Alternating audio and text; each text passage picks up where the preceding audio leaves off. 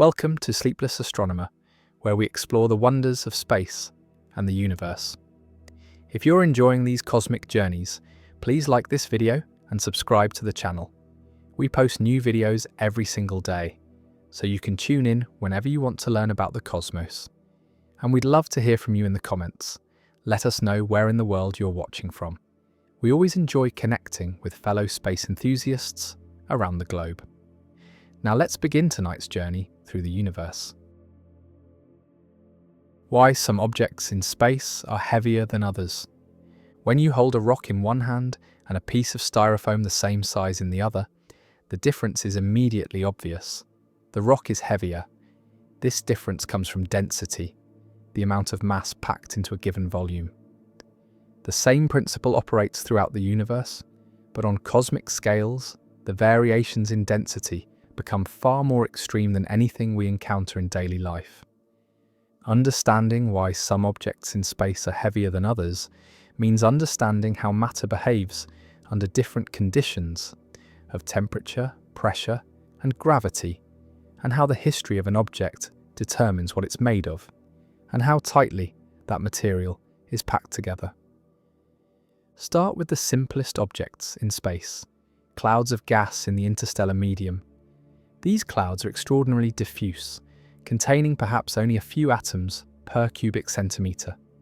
In comparison, the air you breathe contains about 25 billion molecules per cubic centimetre. The density of interstellar gas is so low that the best vacuum we can create on Earth is still millions of times denser. These gas clouds have mass, sometimes thousands or even millions of times the mass of the Sun, but it's spread across such enormous volumes that the density is essentially zero by any terrestrial standard. Planets show a wide range of densities depending on their composition and formation history. The gas giants Jupiter and Saturn are primarily hydrogen and helium, the lightest elements. Jupiter's average density is about 1.3 grams per cubic centimetre, only slightly denser than water. Saturn is even less dense at 0.7 grams per cubic centimetre. It would float in a bathtub if you could find one large enough. This low density reflects their composition, dominated by the lightest elements in the universe, compressed by their own gravity, but not enough to create extremely high densities. The rocky planets of the inner solar system are much denser. Earth has an average density of 5.5 grams per cubic centimetre, about 4 times denser than Jupiter, despite being much smaller. This difference comes from composition. Earth is made primarily of rock and metal, silicates in the mantle and crust, iron and nickel in the core. These materials are intrinsically denser than hydrogen and helium. Silicon, oxygen, magnesium, and iron atoms are much more massive than hydrogen atoms, and when they bond together into minerals and metals, they pack together more tightly than gases can. Mercury, the innermost planet, is even denser than Earth at 5.4 grams per cubic centimetre, despite being much smaller. For a small planet, this density is surprisingly high, and it tells us that Mercury must have an unusually large iron core relative to its size. The leading theory, developed by planetary scientists studying how planets form, suggests that a massive impact early in Mercury's history stripped away much of its rocky mantle, leaving behind a planet that's mostly iron core, with only a thin shell of rock surrounding it. The iron, being much denser than rock, gives Mercury its high density. White dwarfs represent a dramatic jump in density. These are the remnants of stars like the Sun after they have exhausted their nuclear fuel and shed their outer layers. What remains is the core, compressed by gravity but supported by electron degeneracy pressure, a quantum mechanical effect that prevents electrons from being squeezed too closely together. A white dwarf packs roughly the mass of the Sun into a sphere about the size of Earth, creating densities around 1 million grams per cubic centimetre, or 1 metric ton per cubic centimetre. A teaspoon of white dwarf material would weigh about 5 tons on Earth. This represents matter compressed to the point where atomic nuclei are essentially touching, with electrons flowing between them in a degenerate electron gas. Subrahmanyan Chandrasekhar calculated in the 1930s that there's a maximum mass for white dwarfs, about 1.4 times the Sun's mass, now called the Chandrasekhar limit. Above this mass, electron degeneracy pressure cannot support the star against its own gravity, and further collapse occurs. This calculation, which earned Chandrasekhar the Nobel Prize decades later, explained why some stellar remnants become something even denser than white dwarfs. Neutron stars take density to an even more extreme level. When a massive star's core collapses in a supernova, if the core's mass exceeds the Chandrasekhar limits, but is below about 3 solar masses, it compresses beyond the point where electron degeneracy can support it. The electrons are forced into the protons, combining through inverse beta decay to form neutrons. The result is a neutron star, a sphere about 12 miles across containing 1 to 2 solar masses. The density at a neutron star's center reaches about 500 million to perhaps 1 billion tons per cubic centimeter. This is comparable to the density inside an atomic nucleus, meaning a neutron star is essentially a single gigantic nucleus held together by gravity rather than the strong nuclear force. At these densities, matter behaves in ways impossible to replicate in laboratories. The neutrons exist in a superfluid state with zero viscosity. The outer crust is a crystalline lattice of neutron-rich nuclei. Deeper down, neutrons drip out of nuclei and flow freely. At the very center, densities might exceed that of atomic nuclei, and matter might transition into exotic states, quark-gluon plasma, where neutrons dissolve into their constituent quarks, or other forms of matter predicted by quantum chromodynamics, but never observed. Black holes represent the ultimate extreme of density, though their density is somewhat paradoxical. The matter that forms a black hole collapses to a singularity, a point of infinite density, where general relativity predicts that space-time curvature becomes infinite. The singularity is hidden behind the event horizon, and we can meaningfully talk about the average density within the event horizon. For stellar mass black holes formed from collapsed stars, this average density is extraordinarily high, but for supermassive black holes containing millions or billions of solar masses, the event horizon is so large that the average density within it can be quite low, sometimes less than water for the largest black holes. This doesn't mean the black hole's interior is actually that density, just that if you calculated density by dividing total mass by the volume enclosed by the event horizon, you would get that number. The density variations we observe in the universe reflect the different physical processes that create and shape cosmic objects. Gas clouds have low density because gravity hasn't compressed them significantly. Thermal pressure from their temperature balances gravity, maintaining their diffuse state. Planets have intermediate densities determined by their composition, which depends on where they formed in the protoplanetary disk and what materials were available. Rocky planets formed close to their stars where it was too hot for ices to condense, while gas giants formed farther out, where ices could exist and helped build massive cores that captured hydrogen and helium. Stellar remnants have high densities because they are supported not by thermal pressure, but by quantum mechanical degeneracy pressure. As physicist Wolfgang Pauli explained in formulating the exclusion principle in 1925, fermions, particles like electrons and neutrons, cannot occupy identical quantum states. When you try to compress them, they resist because there are no available quantum states for them to occupy. This quantum pressure can support matter to much higher densities than thermal pressure can, but only up to certain limits determined by the mass and the type of fermion providing the support. Temperature also affects density. Hot gas is less dense than cold gas at the same pressure because the particles move faster and push outward more strongly. This is why hot air rises. It's less dense than the cooler air around it. In space, hot gas in the coronas of stars or in galaxy clusters has lower density than cooler gas in molecular clouds, even when both regions have similar pressures. The Sun's core, where temperatures reach 27 million degrees Fahrenheit, has a density of about 150 grams per cubic centimetre, dense by terrestrial standards, but far less dense than a white dwarf, even though the Sun's core is much hotter. The difference is that the Sun is supported by thermal pressure from ongoing nuclear fusion, while a white dwarf is supported by electron degeneracy pressure after fusion has ceased. Composition fundamentally determines the density any object can achieve under given conditions. Hydrogen, the lightest and most abundant element, naturally produces lower density objects than heavier elements.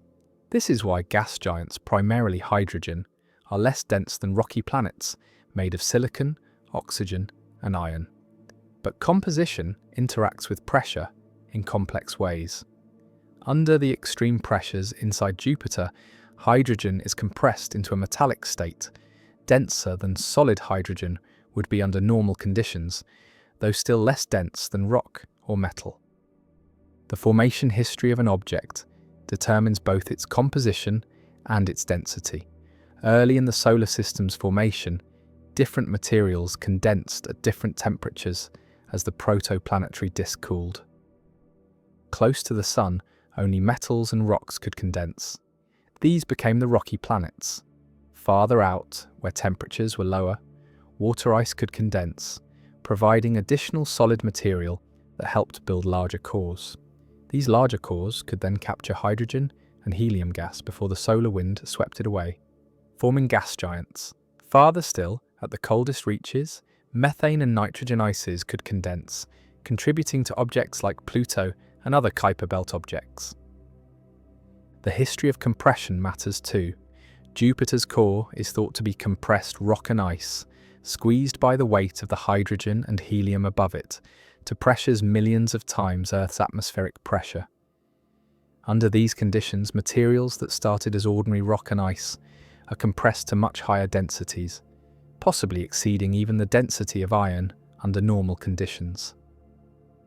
The exact state of matter under such extreme pressures remains uncertain. Laboratory experiments can replicate some of these conditions, but not the combination of extreme pressure, temperature, and scale found in giant planet interiors. Rotation affects density distributions within objects. A rapidly spinning object experiences centrifugal forces that cause it to bulge at the equator and flatten at the poles. This changes the density distribution, making the equatorial regions less dense and the polar regions denser. Saturn, spinning rapidly and composed largely of fluid, shows a noticeable oblate shape. Its equatorial diameter is about 10% larger than its polar diameter. Neutron stars spinning hundreds of times per second bulge significantly at their equators, altering their density distributions and affecting how they emit radiation.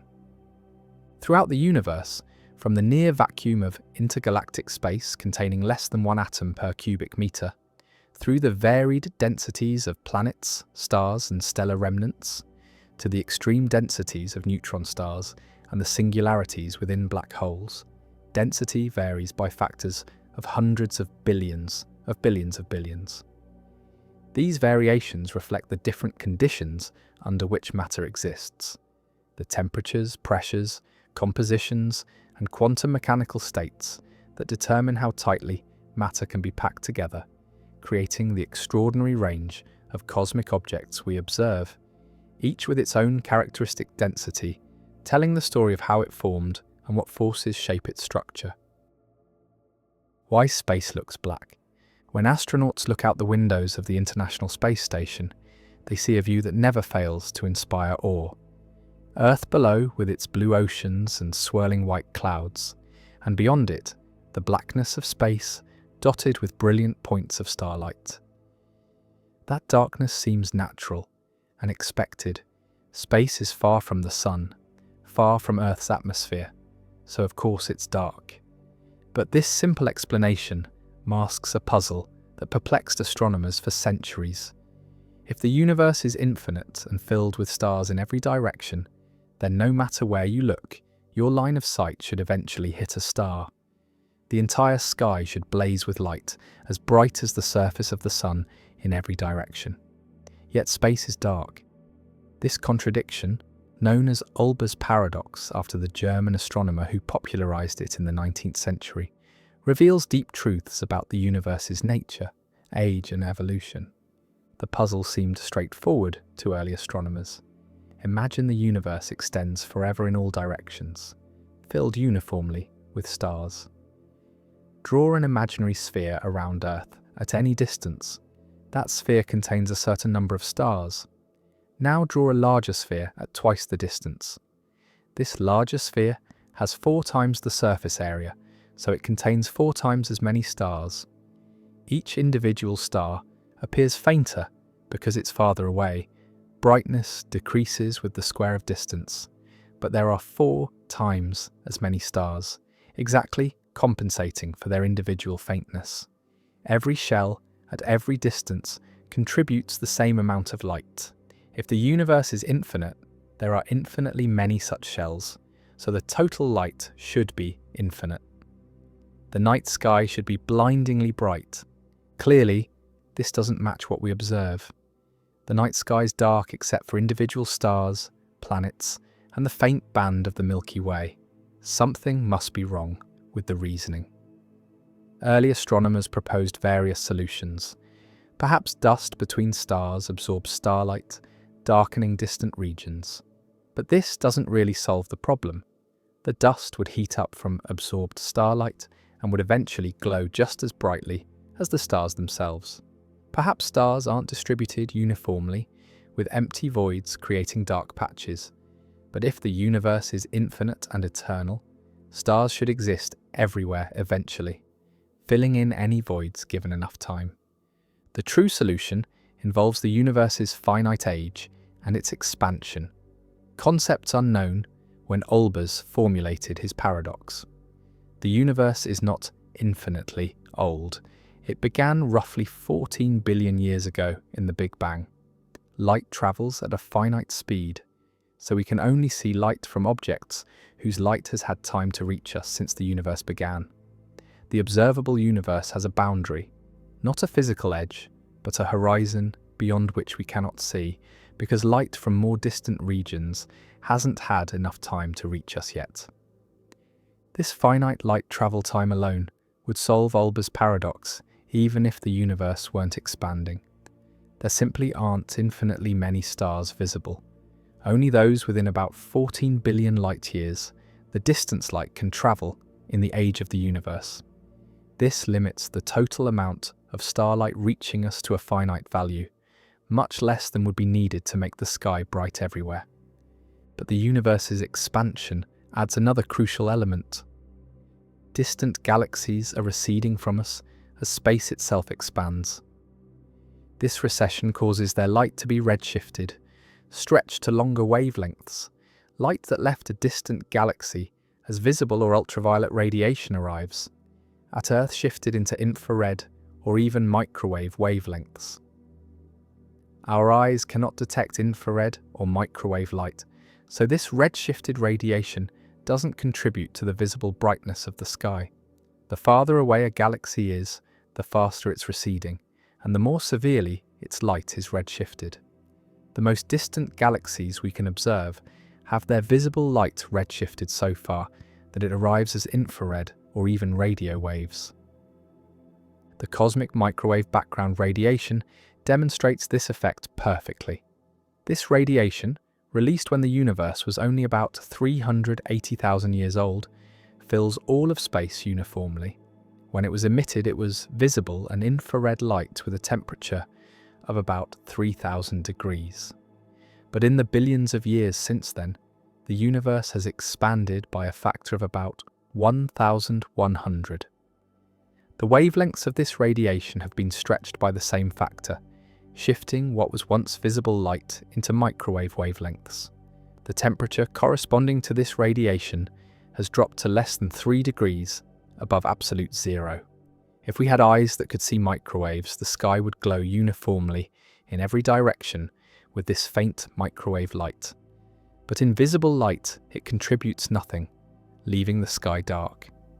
Another factor contributing to the darkness of space is the finite lifespan of stars and galaxies in their current bright state. Stars don't shine forever. They exhaust their fuel and fade. The universe's star formation rate was higher in the past and is declining now as gas is used up.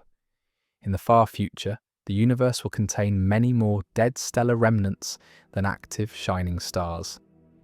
Even if the universe were infinitely old, which it isn't, the sky might still be dark because most stars would have long since burned out. The darkness also depends on perspective.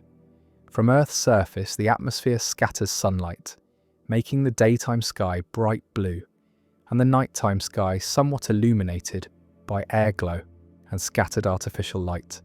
In space, without atmosphere to scatter light, the sky appears black in all directions, except where you're looking directly at a light source.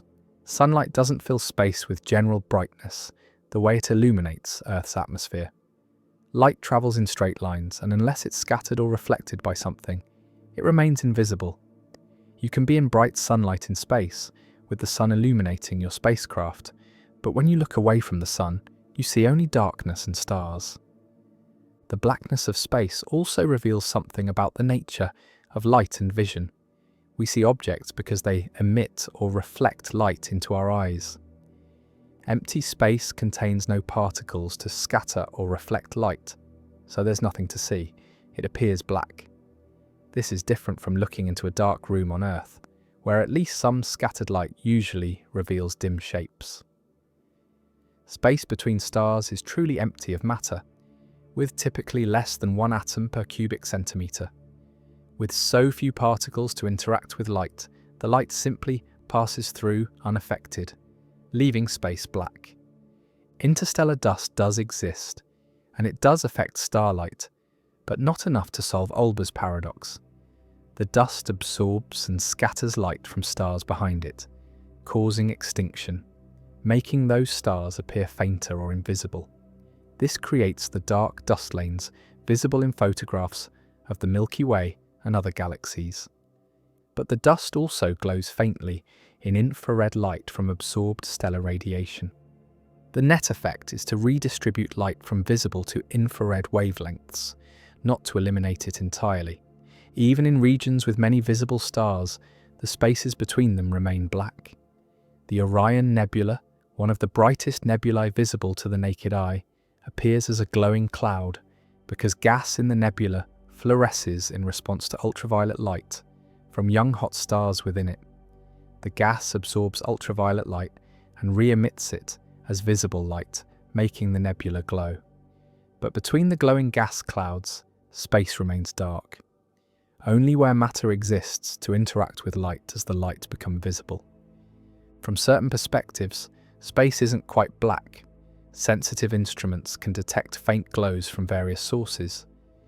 Zodiacal light, caused by sunlight reflecting off dust particles in the inner solar system, creates a faint glow along the ecliptic.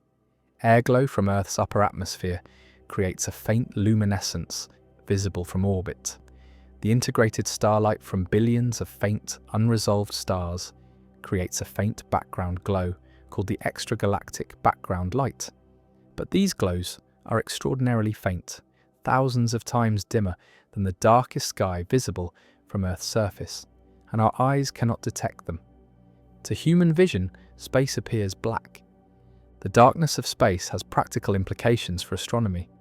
Because space is black, stars and other objects stand out clearly against the background without competing light washing them out. The best ground-based telescopes are built on remote mountaintops, far from city lights, precisely to take advantage of darker skies. But even the darkest Earth-based site cannot match the blackness of space, where no atmosphere scatters light and where the sky is dark even in the direction of the sun. This darkness also affects spacecraft and astronaut safety. On the shadowed side of Earth or another planet, or in the shadow of the spacecraft itself, darkness is absolute, except for starlight. Astronauts working in shadow must use artificial lights because the starlight alone is far too faint to see by. The contrast between brilliant sunlight and deep shadow is extreme, creating challenges for cameras and human eyes trying to see details in both bright and dark areas simultaneously.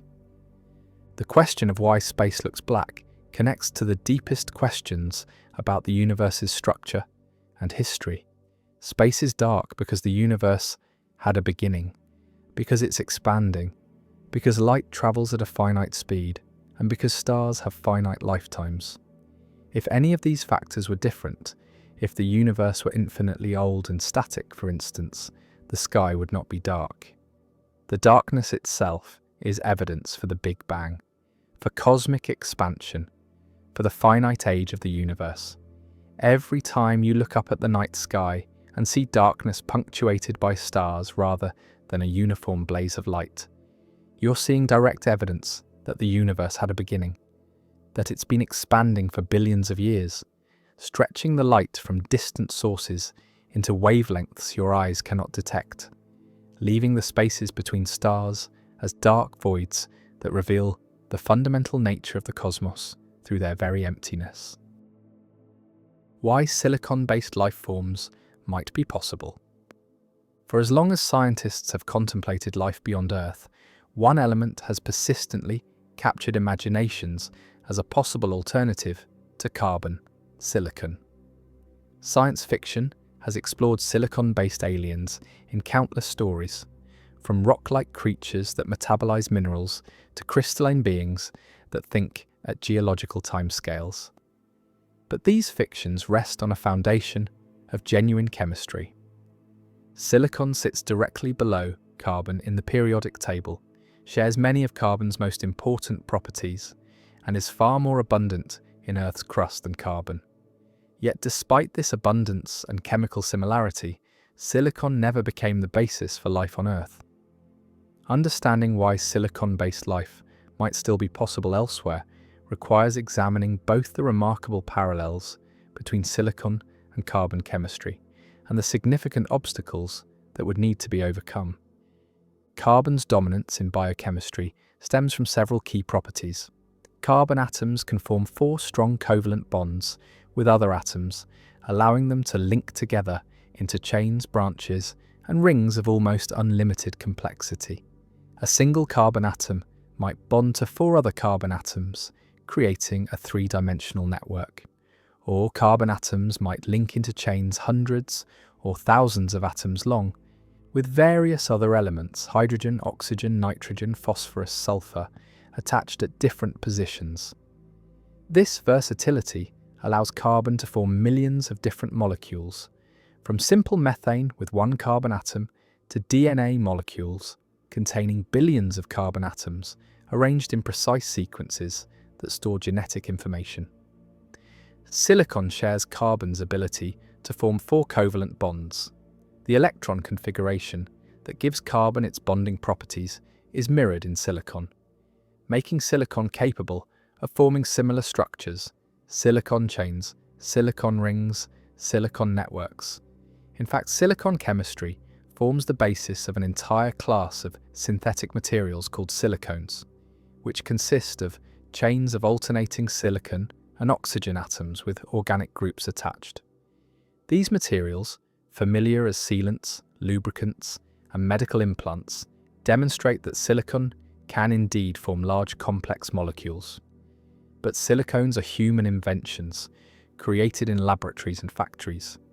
Nature has not produced silicon-based organisms, at least not on Earth, despite silicon being about 900 times more abundant in Earth's crust than carbon. The primary obstacle to silicon-based life under Earth-like conditions is silicon's relationship with oxygen. When carbon reacts with oxygen, when it burns, it forms carbon dioxide, a gas at normal Earth temperatures. This gas can be easily expelled from an organism and recycled back into the environment. Plants take in carbon dioxide and use it to build sugars through photosynthesis. Animals exhale carbon dioxide as a waste product of metabolism. Carbon dioxide dissolves readily in water, allowing it to be transported in blood and participate in various chemical reactions. The carbon cycle that sustains Earth's biosphere depends on carbon dioxide being gaseous, mobile, and chemically accessible. Silicon's equivalent compound is silicon dioxide, silica, quartz, sand, rock. When silicon burns with oxygen, it forms a solid. This solid is extremely stable, nearly insoluble in water, and chemically unreactive under normal conditions. An organism that metabolizes silicon and oxygen the way Earth organisms metabolize carbon and oxygen would accumulate solid mineral waste inside its body or would need to excrete sand. The waste products of silicon metabolism cannot easily be transported in fluids, cannot be exhaled as gas, and cannot be recycled through environmental cycles the way carbon dioxide can. This fundamental difference makes silicon-oxygen chemistry poorly suited for biochemistry on worlds with oxygen-rich atmospheres and liquid water. However, removing oxygen from the equation changes the possibilities dramatically. In environments where oxygen is absent or rare, silicon chemistry behaves very differently. Silicon forms stable bonds with hydrogen, creating silanes, molecules analogous to hydrocarbons, but with silicon replacing carbon. The simplest silane is silane itself, with one silicon atom bonded to 4 hydrogen atoms, analogous to methane. Longer chains are possible, disilane with 2 silicon atoms, trisilane with 3, and so on. These silicon-hydrogen chains are reactive and unstable compared to carbon-hydrogen chains, but in the absence of oxygen, they might persist long enough to serve biological functions. Temperature plays a crucial role in silicon chemistry. At Earth's surface temperatures, silicon-silicon bonds are relatively weak compared to carbon-carbon bonds. Silicon compounds tend to break apart more easily, making long, stable silicon chains difficult to maintain. But at much colder temperatures, the kinds found in the outer solar system, silicon chemistry becomes more favorable. Chemical reaction rates slow down dramatically at low temperatures, which could actually help stabilize silicon compounds that would rapidly decompose at room temperature. Meanwhile, some of the alternative solvents that might replace water at these temperatures could interact with silicon compounds in ways that favor complex chemistry. Liquid methane and ethane, which exist naturally on Saturn's moon Titan at temperatures around -180 degrees Celsius, represent one possibility. In these hydrocarbon seas, water is as hard as rock and oxygen is locked away in ice and minerals. Silicon compounds might dissolve in liquid hydrocarbons more readily than in water, and without oxygen to react with, silicon could potentially form the complex, diverse molecules that life requires. The chemistry would be radically different from Earth's biochemistry. Reaction rates would be thousands of times slower, molecules would have different shapes and properties, and the fundamental mechanisms of energy storage and information transfer would need to be reimagined. But the basic requirements for life, complex molecules that can store information, catalyze reactions, and self-replicate, might still be achievable with silicon as the central element. Liquid nitrogen, which exists at even colder temperatures, offers another potential solvent. Nitrogen becomes liquid at -196 degrees Celsius at Earth atmospheric pressure. A world with lakes or oceans of liquid nitrogen would be incomprehensibly cold by Earth standards, but chemical reactions would still occur, just very slowly. Silicon compounds might be more stable and diverse at these extreme temperatures, allowing them to form the kinds of complex structures that life needs. Another approach to silicon-based life involves thinking beyond complete replacement of carbon. Instead of imagining organisms built entirely from silicon, consider hybrid biochemistries that use both elements. Silicon might form structural components, while carbon handles information storage and catalysis. Silicon-oxygen minerals could serve as skeletal elements, providing rigid support structures that carbon-based soft tissues attach to. This is essentially what Earth organisms do. Bones, shells, and the glass-like structures of diatoms all incorporate silicon compounds, though the fundamental biochemistry remains carbon-based. A true silicon-based organism would integrate silicon more deeply into its biochemistry, perhaps using silicon-containing molecules for energy storage, membrane structure, or even genetic material. The information storage challenge represents one of the most significant hurdles for silicon-based life. DNA and RNA work remarkably well as information storage molecules because they're stable enough to preserve information over time, but flexible enough to be copied and modified. The sugar phosphate backbone provides structural support, while the nitrogen bases store actual information through their sequence. Could silicon replace the carbon in the sugar molecules? Silicon-containing analogues of sugars and nucleotides have been synthesized in laboratories, demonstrating that such molecules can exist. Whether they could reliably store and transmit information across generations in a living organism remains unknown, but the chemistry doesn't appear to forbid it outright. Energy metabolism in silicon-based organisms presents another puzzle. Earth organisms primarily extract energy by rearranging chemical bonds, breaking bonds in food molecules, and forming new bonds in waste products, capturing the released energy in the chemical bonds of ATP. Silicon-based organisms would need analogous processes. Perhaps they could oxidize silanese to release energy, though the solid silicon dioxide waste product would be problematic. Or they might use entirely different metabolic pathways based on silicon's interaction with halogens like fluorine or chlorine, creating different waste products that could be more easily managed. In extremely cold environments, metabolic rates could be extraordinarily slow. A silicon-based organism might take years to grow or reproduce, operating on timescales that would make watching grass grow seem rapid by comparison. The evolution of silicon-based life would require a planet with very specific conditions. Silicon would need to be available in reactive forms rather than locked into stable minerals. The temperature would probably need to be very cold to favor silicon chemistry over its tendency to decompose. Oxygen would need to be absent or rare to prevent silicon from forming insoluble silicon dioxide. A suitable solvent other than water would need to exist: liquid hydrocarbons, liquid ammonia, or something even more exotic. These conditions might exist on certain moons in the outer solar system, on rogue planets drifting through interstellar space, or on exoplanets orbiting dim red dwarf stars, where temperatures never rise above the freezing point of water. Titan, with its lakes of liquid methane and ethane, its thick nitrogen atmosphere, and its extremely cold temperatures, represents perhaps the best candidate in our solar system for silicon-based life.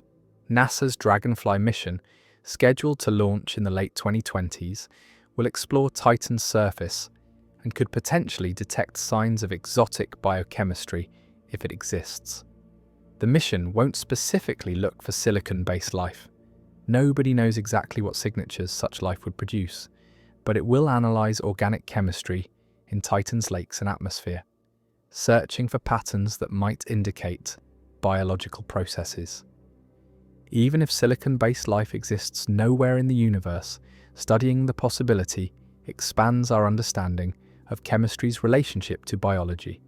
It forces us to question our assumptions about what life requires and what forms it might take. Every element brings different properties, different strengths and weaknesses, different possibilities and constraints. Carbon happened to be the element that worked on Earth under Earth's conditions, but Earth represents just one set of conditions among countless possibilities across the universe. The theoretical possibility of silicon-based life also highlights a challenge in searching for extraterrestrial life. Most of our detection methods assume life will be similar to Earth's, producing oxygen, methane, or other gases we associate with biological activity, building structures we would recognize using chemistry we understand. But silicon-based life operating in liquid methane seas at minus 180 degrees Celsius would produce completely different signatures. It might metabolize compounds we consider inert waste products and excrete substances we consider essential for life. Its waste products might be our nutrients, and vice versa. We might look directly at a world covered in silicon-based organisms and not recognize it as inhabited because we're searching for carbon signatures. Silicon-based life might be possible in environments so different from Earth that the very definition of life becomes strained. Perhaps silicon-based entities would be better described as self-organizing chemical systems rather than organisms in any sense we would recognize. They might grow and reproduce on timescales of centuries. Their metabolism's so slow that a single thought, if they think at all, might take years to form. They might not have discrete bodies with clear boundaries between self and environment, but instead exist as diffuse networks of silicon-based chemistry spread across vast areas.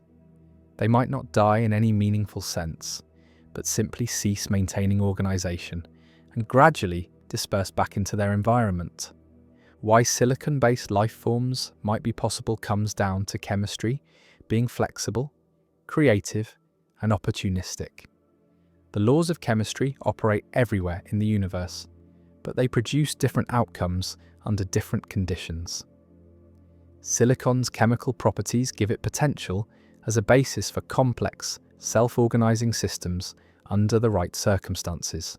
Circumstances that apparently don't exist on Earth, but might exist elsewhere. From the hydrocarbon lakes of Titan to hypothetical ice worlds, orbiting dim stars to environments we haven't yet imagined, silicon might be constructing molecules, storing information, and powering metabolisms in ways that parallel carbon-based life, just enough to recognize as living while remaining alien enough to challenge everything we thought we knew about biology, proving that life's possibilities extend beyond the single example we know to encompass chemistries as diverse as the cosmos itself. Why some planets have no moons.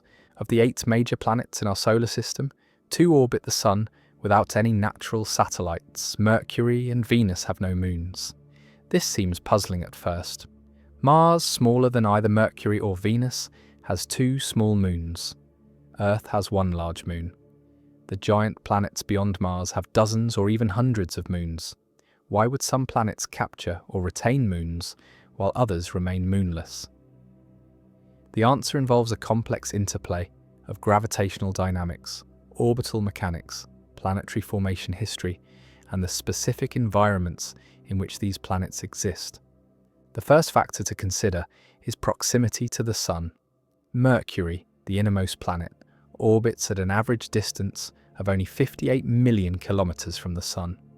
Venus orbits at 108 million kilometers. At these distances, the Sun's gravitational influence is overwhelming. For a moon to remain in a stable orbit around a planet, it must orbit within a region called the Hill sphere, the volume of space where the planet's gravity dominates over the Sun's gravity. The Hill sphere's size depends on the planet's mass and its distance from the Sun. The farther from the Sun, the larger the Hill sphere. The more massive the planet, the larger the Hill sphere. Mercury's Hill sphere extends only about 175,000 kilometers from the planet, less than half the distance from Earth to our moon. Venus's Hill sphere is larger, extending about 1 million kilometers. But these regions are small compared to the Hill spheres of the outer planets. Earth's Hill sphere extends about 1.5 million kilometers. Jupiter's extends about 50 million kilometers. The small hill spheres around Mercury and Venus mean there's simply less space where a moon could maintain a stable orbit. But having a small hill sphere doesn't automatically prevent moon formation or capture. The real problem comes from tidal forces exerted by the Sun. Tidal forces arise because gravity weakens with distance, creating a differential pull across an extended object. The Sun's tidal forces on a potential moon of Mercury or Venus would be much stronger than the tidal forces experienced by moons of more distant planets, simply because these inner planets are so close to the Sun. These solar tides compete with the planet's own gravity for control of the moon's orbit. Over time, solar tidal perturbations can destabilize a moon's orbit, causing the orbit to become increasingly elliptical or inclined. Eventually, the moon might either crash into the planet, drift away into an independent orbit around the Sun, or get ejected from the system entirely. The closer the planet is to the Sun, the stronger these destabilizing effects become. There's a critical region around each planet, well inside the Hill sphere, where orbits can remain stable over billions of years despite solar perturbations. This region is typically only about 1/3 to 1/2 the radius of the Hill sphere. For Mercury, this stable region extends perhaps only 60,000 to 80,000 kilometers from the planet. For Venus, perhaps 300,000 to 500,000 kilometers. Any moon orbiting farther out would likely be stripped away by solar tides over geological time. But this raises another question. Why didn't small moons form or get captured in these inner stable regions? To understand this, we need to consider how moons form in the first place. There are three primary mechanisms: co-formation, where the moon forms from the same disk of material as the planet; capture, where the planet's gravity snares a passing object; and giant impact, where debris from a massive collision coalesces into a moon. The giant impact hypothesis explains Earth's moon. About 4.5 billion years ago, a Mars-sized object called Theia collided with the young Earth. The impact ejected enormous amounts of material into orbit around Earth, and this debris quickly coalesced into the moon. This mechanism requires specific conditions, a large impactor at the right velocity and angle. Mercury and Venus likely experienced giant impacts during the chaotic early solar system, but any moons formed from such impacts would face additional challenges. Mercury's proximity to the Sun means that debris from an impact would orbit in an environment where solar tides are extremely strong. Material orbiting Mercury would experience differential forces from the Sun that could prevent it from coalescing into a moon, or could destabilize any moon that did form. Additionally, Mercury's slow rotation, it rotates once every 59 Earth days, means it couldn't have transferred much angular momentum to a moon through tidal interactions, which helps stabilize moon orbits over time. Venus presents a different puzzle. It's larger than Mercury, more massive, and farther from the Sun, with a correspondingly larger Hill sphere and stable region. Venus should be able to retain a moon more easily than Mercury, yet Venus is moonless. Several theories attempt to explain this anomaly, and the answer might involve Venus's unique rotation. Venus rotates incredibly slowly.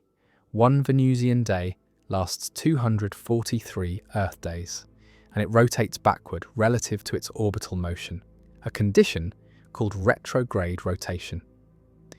This retrograde rotation is unusual and likely resulted from one or more giant impacts that altered Venus's spin. If Venus once had a moon formed from such an impact, the combination of Venus's slow retrograde rotation and solar tides could have caused the moon to spiral inward rather than outward. On Earth, tidal interactions with the moon cause the moon to gradually recede. It's moving away from Earth at about 3.8 centimeters per year. This happens because Earth's rotation is faster than the moon's orbital period, so tidal bulges on Earth are carried ahead of the Earth-Moon line, pulling the moon forward in its orbit and transferring angular momentum. For a moon orbiting retrograde Venus, or orbiting a very slowly rotating Venus, the tidal dynamics work differently. The tidal bulges would lag behind rather than lead, causing the moon to lose orbital energy and spiral inward toward the planet. Eventually, the moon would cross the Roche limit, the distance inside which tidal forces overcome the moon's self-gravity, and be torn apart. The fragments would either fall onto Venus or spread into a ring system that gradually decayed, with particles spiraling down to the planet's surface over millions of years. If Venus had a moon in the distant past, this mechanism could have destroyed it billions of years ago. Alex Alemi and David Stevenson proposed this scenario in 2006, suggesting that Venus's slow retrograde rotation would cause any moon to spiral inward and be destroyed within tens of millions of years. Their calculations showed that even a large moon, similar in size to Earth's moon, would meet this fate if Venus rotated slowly enough. The giant impact that created the moon might also have been responsible for slowing or reversing Venus's rotation, setting up the conditions for the moon's eventual destruction. Capture represents another moon formation mechanism, but it faces significant challenges.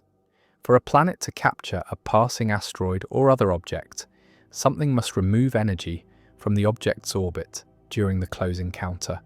Otherwise, the object simply swings past the planet and continues on its way. Energy can be removed through atmospheric drag if the planet has a thick atmosphere, through gravitational interactions with existing moons in a three-body interaction, or through tidal forces if the encounter is extremely close. Mercury has essentially no atmosphere, so atmospheric capture is impossible. Venus has a thick atmosphere, but capturing an object large enough to be considered a moon rather than just a small asteroid would require the object to pass through the upper atmosphere at just the right velocity and angle, an unlikely scenario. Mars's two small moons, Phobos and Deimos, might be captured asteroids, but they're tiny. Phobos is only about 22 kilometers across and Deimos about 12 kilometers.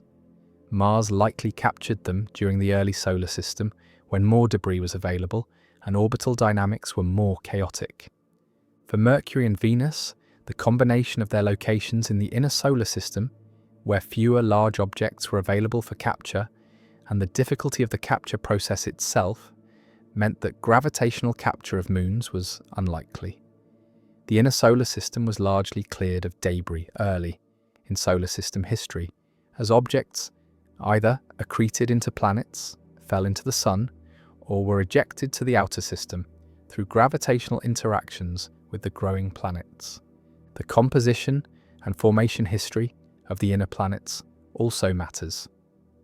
Mercury, Venus, Earth, and Mars formed from the inner portion of the protoplanetary disk, where temperatures were too high for ice to condense.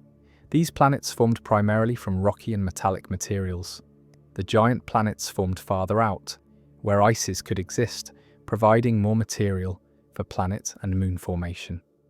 The abundance of material in the outer solar system, both for forming the planets themselves and for forming moons, was simply greater than in the inner solar system.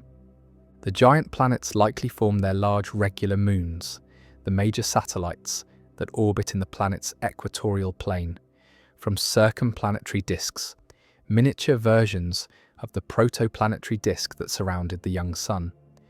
These disks contained enough material to form multiple large moons. Jupiter's four Galilean moons, Io, Europa, Ganymede, and Callisto, discovered by Galileo Galilei in 1610, formed this way.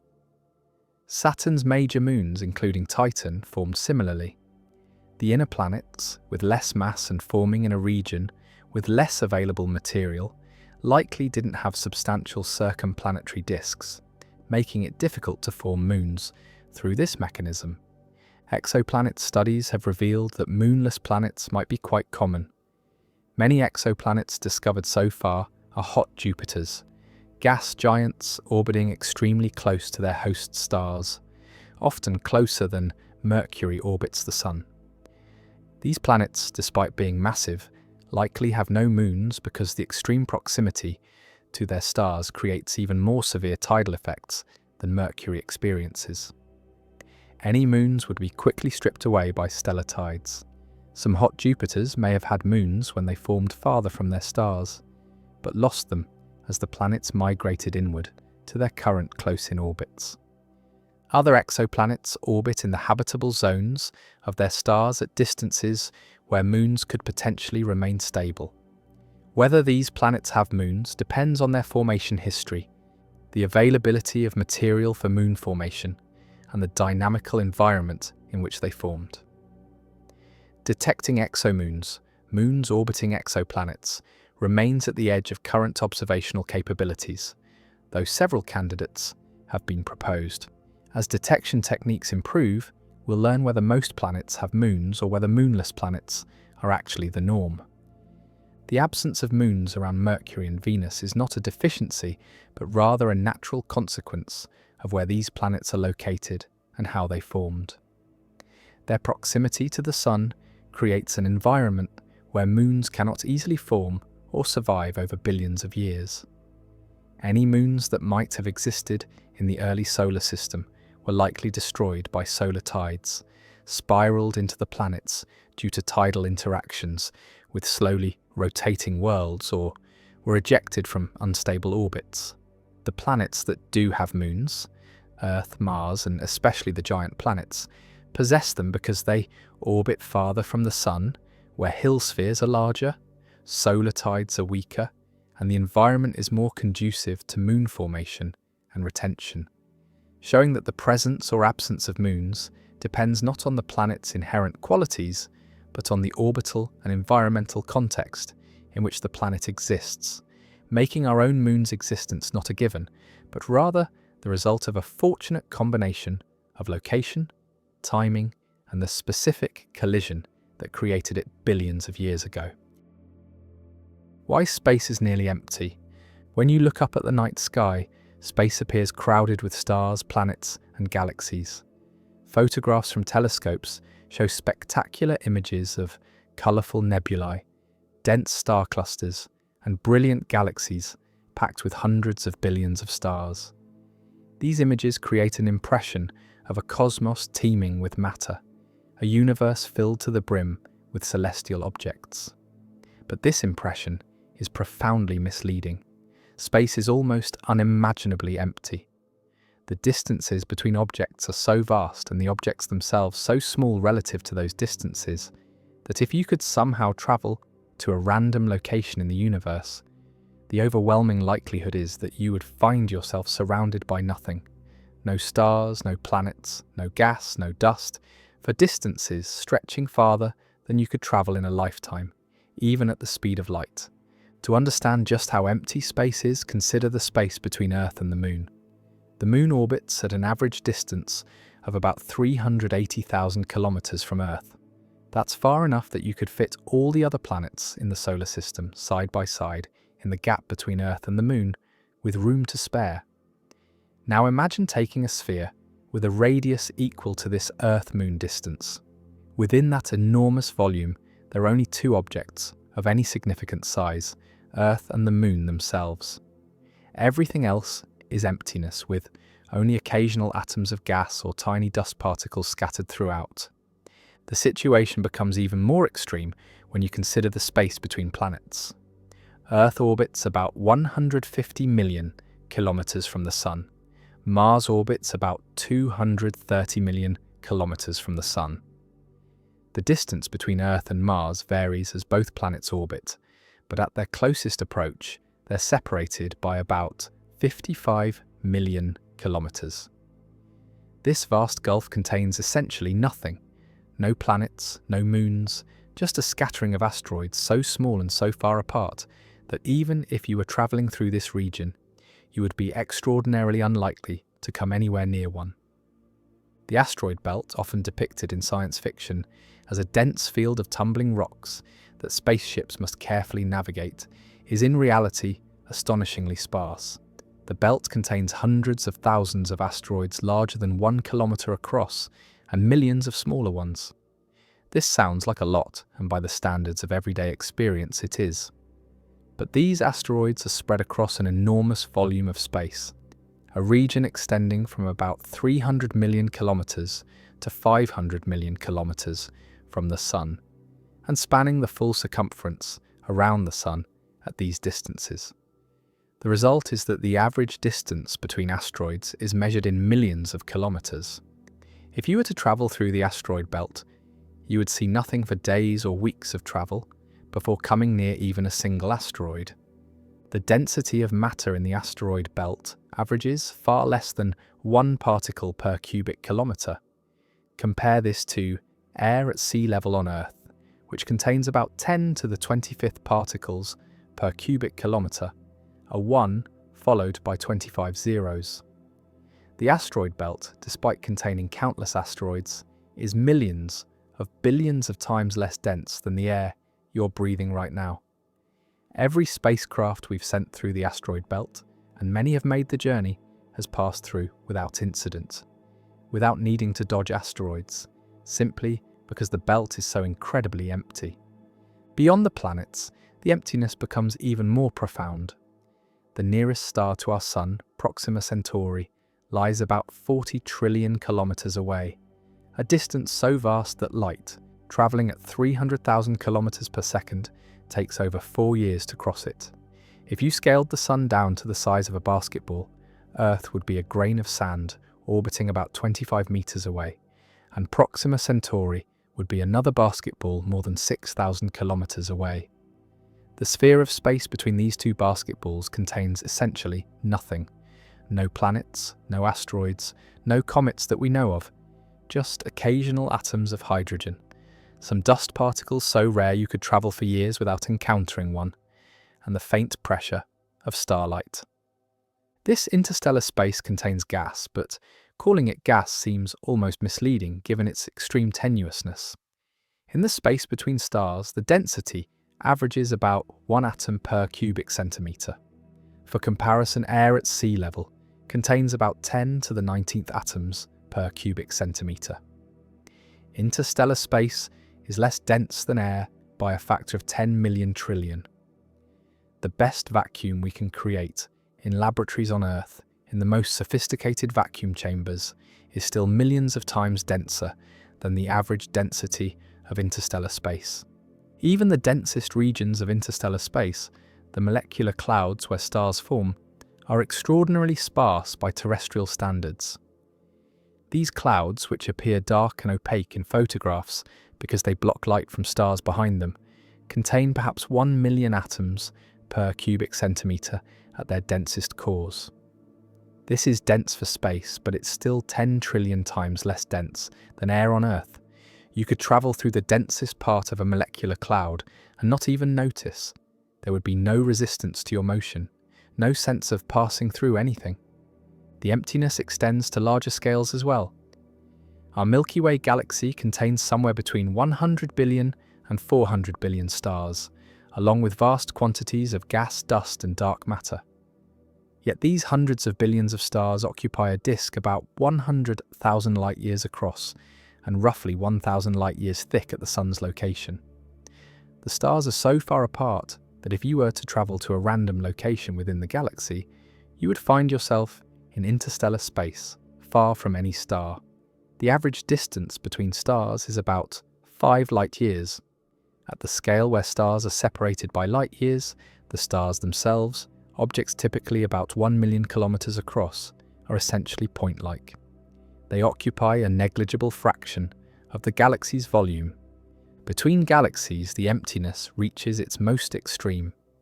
The space separating galaxies is called intergalactic space, and it's even emptier than interstellar space. The density of matter in intergalactic voids, the enormous empty regions between galaxy clusters, is approximately 1 atom per 10 cubic meters. Think about that. You could take a cube of space 10 meters on each side, large enough to contain a small house, and on average, it would contain just 1 single atom. This is as close to perfect vacuum as nature achieves anywhere in the universe. The scale of intergalactic distances staggers comprehension.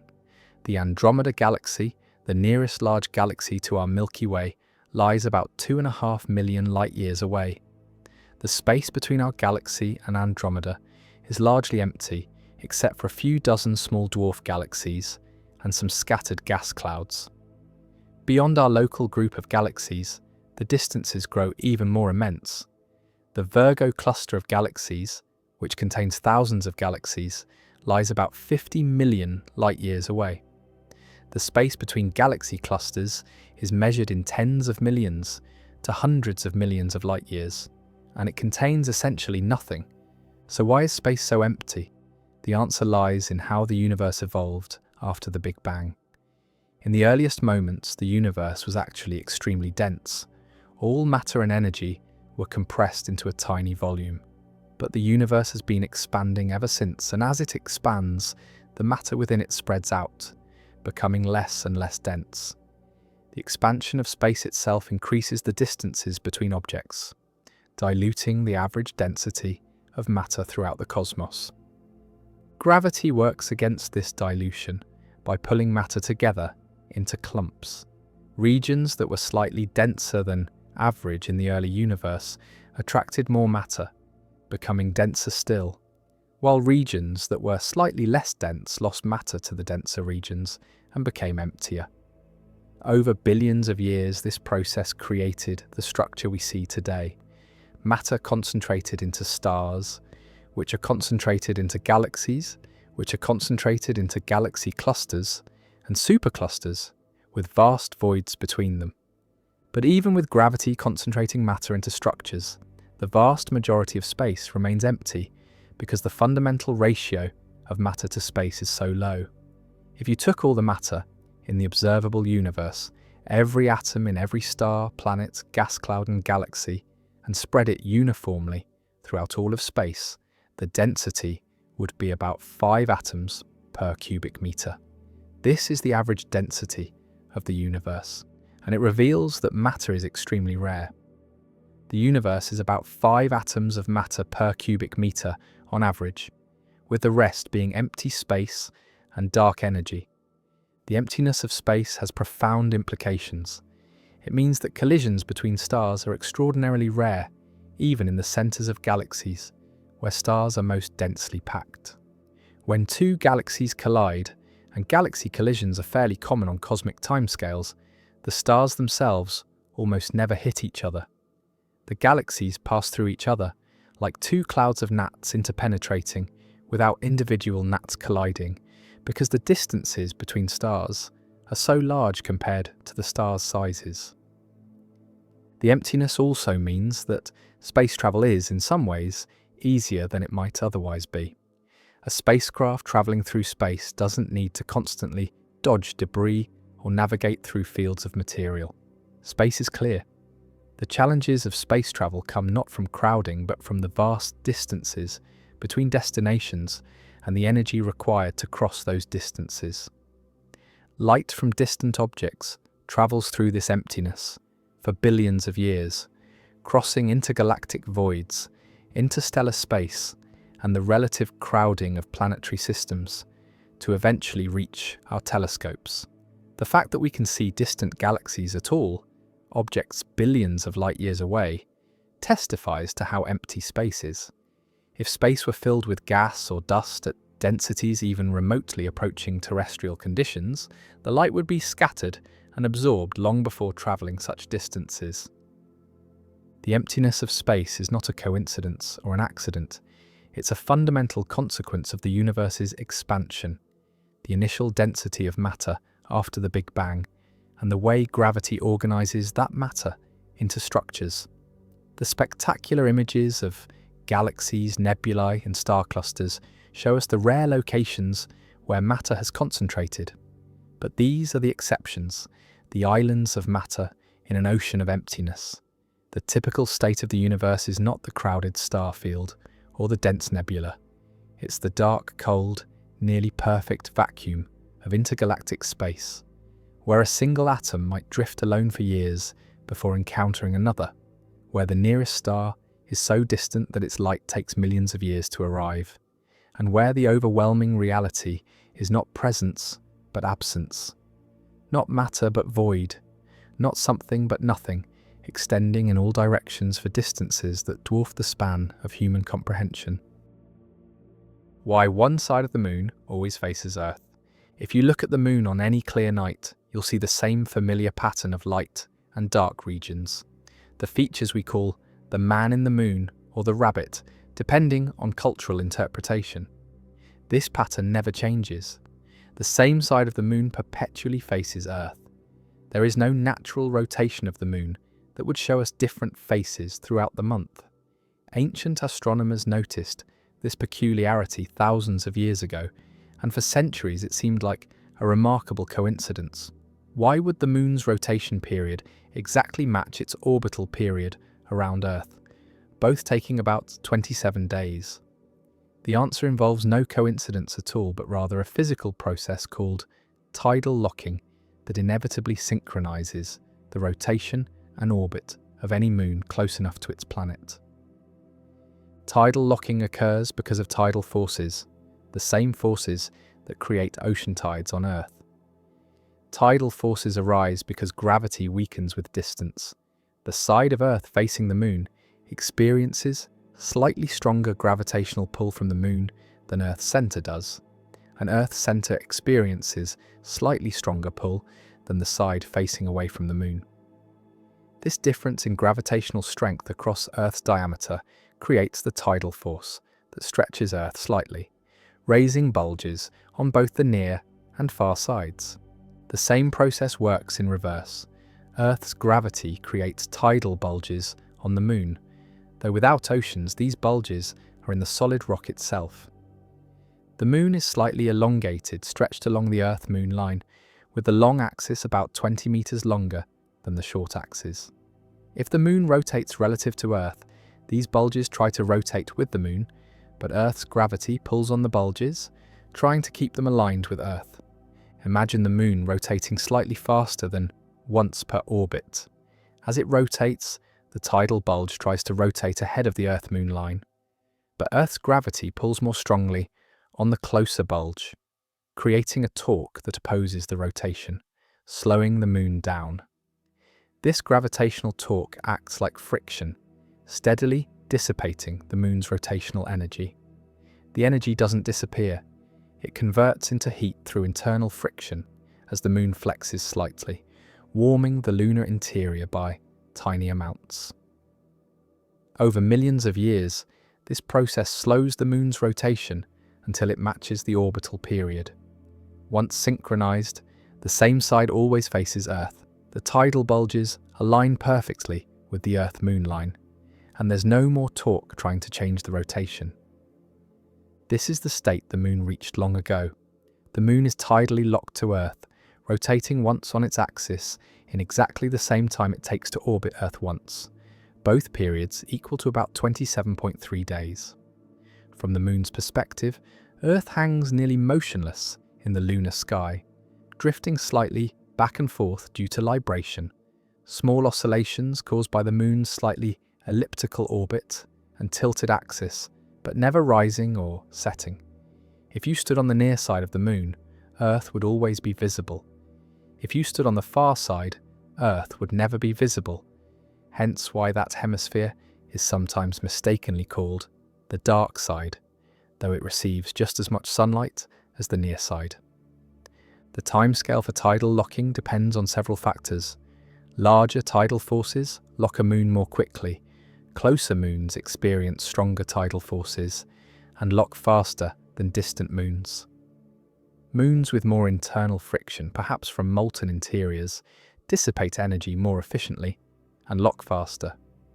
For the moon, calculations suggest that tidal locking occurred relatively early in the moon's history, within the first 100 million years or less after its formation. By the time complex life evolved on Earth, the moon had already been showing the same face toward our planet for billions of years. Tidal locking doesn't just affect the moon, it's common throughout the solar system. Most major moons are tidally locked to their planets. Jupiter's 4 large Galilean moons, Io, Europa, Ganymede, and Callisto, all show the same faces to Jupiter. Saturn's large moon Titan is locked. Neptune's moon Triton is locked. In fact, of all the major moons in the solar system, almost everyone is tidally locked to its planet, because they've had billions of years for tidal forces to synchronize their rotations. Some moons have been locked into more complex rotations through resonances with other moons. Mercury, though not a moon, is locked in a 3:2 resonance with the Sun. It rotates 3 times for every 2 orbits, a more complex tidal lock. Pluto and its large moon Charon are mutually tidally locked. Each shows the same face to the other always. Pluto rotates once per orbit, and Charon orbits once per Pluto's rotation, so they're perpetually facing each other across their orbit. The tidal locking process also affects Earth, though much more slowly because Earth is more massive than the Moon. The Moon raises tidal bulges on Earth, primarily in Earth's oceans, creating the familiar ocean tides. Earth rotates faster than the Moon orbits.